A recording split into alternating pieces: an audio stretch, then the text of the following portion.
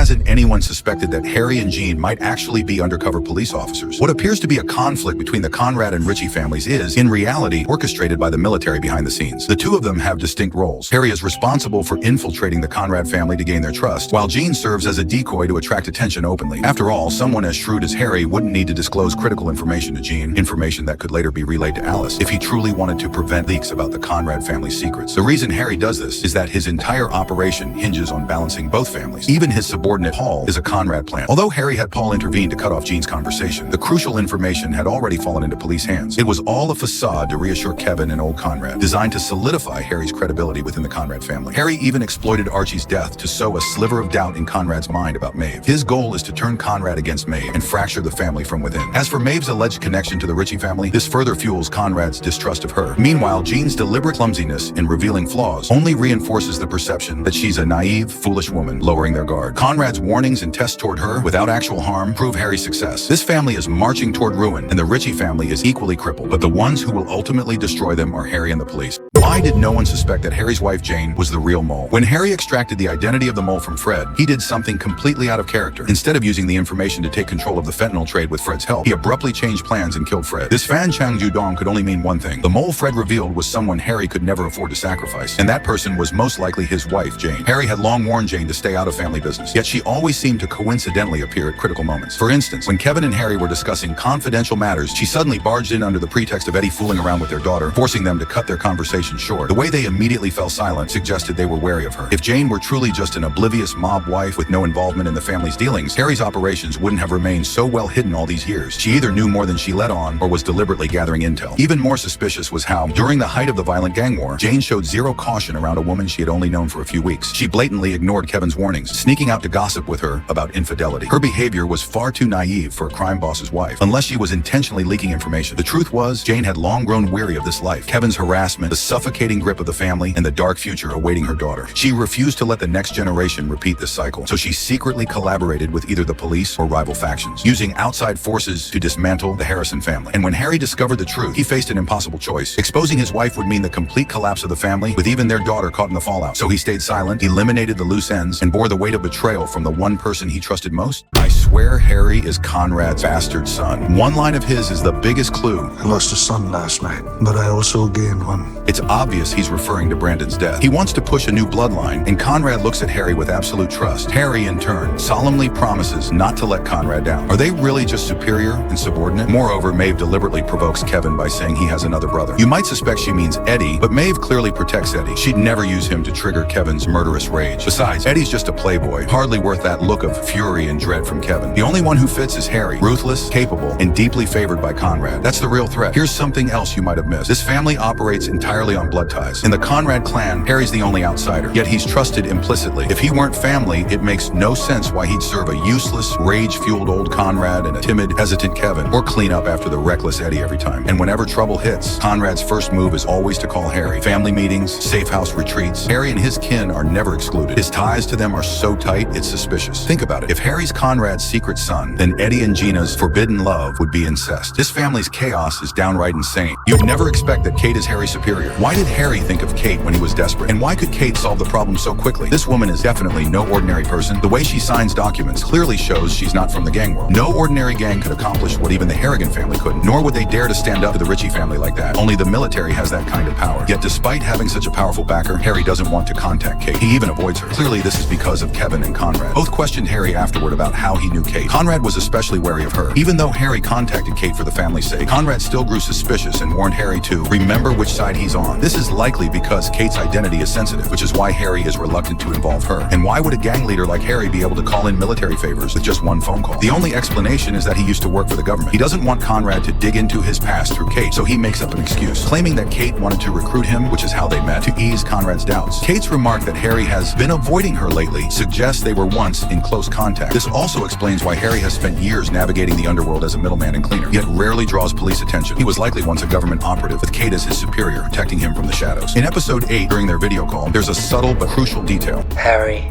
is that clear? Yes, Cap. Harry's responses to Kate follow military-style protocol, the kind used when addressing a superior officer. You have no idea how the 2 favors Harry owes will enable Kate to bring down both families. When Harry made that grim-faced call to Kate after rescuing Serafina, he already knew there was no turning back. Harry? Yes, Cap.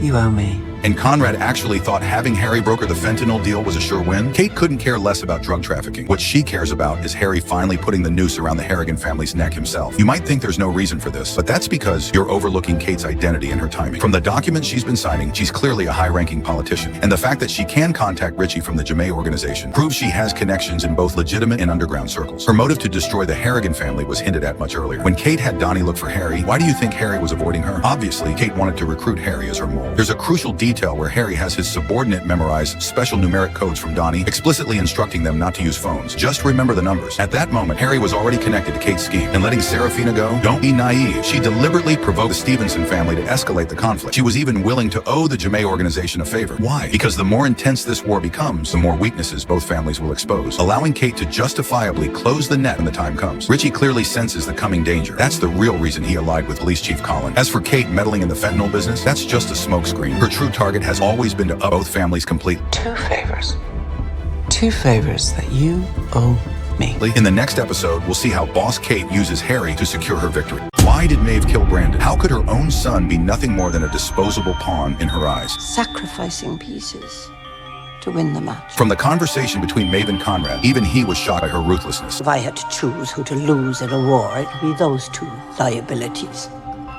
We've all been mocking her. Look at what this foolish woman has done. She handed her son over to Richie, naively believing he wouldn't harm him. But is that really the case? Absolutely not. This cunning white queen isn't stupid enough to think Richie would spare Brandon after the Harrigans killed both him and his wife. If she truly wanted to protect Brandon, she would never have made that call in the first place. The real reason she did it? Because Brandon was weak and useless. If she could use Richie's hand to eliminate Serafina, even at the cost of Brandon's life, it was a price worth paying. After all, she'd be rid of her biggest thorn in the side. And as for that good-for-nothing burden on the family, to Maeve, he meant nothing. She clearly favors Eddie instead. Whether out of genuine belief or calculated manipulation, Eddie is the obedient, easily controlled one, and she definitely knows Eddie and Kevin are brothers. No matter which of them inherits the family, she'd be satisfied. Besides, Brandon lost the family millions, and Conrad had already stripped him of his inheritance rights. To Maeve, he was nothing but dead weight. That's why she and Eddie coldly revealed her queenly ruthlessness. Sacrificing Brandon to kill Serafina was just part of the plan, and it gave her the perfect excuse to push Conrad into war with Richie. In the chaos, she could gradually strip Conrad of his power, and that's the brutal truth behind Brandon's death. I'm absolutely certain Richie will be the ultimate winner. In the latest plot, it's revealed that he even has connections with the police. Colin sentenced him to 25 years in prison, but their conversation, especially Colin's line, proves that Richie has been controlling the police all along. You own us, Richie.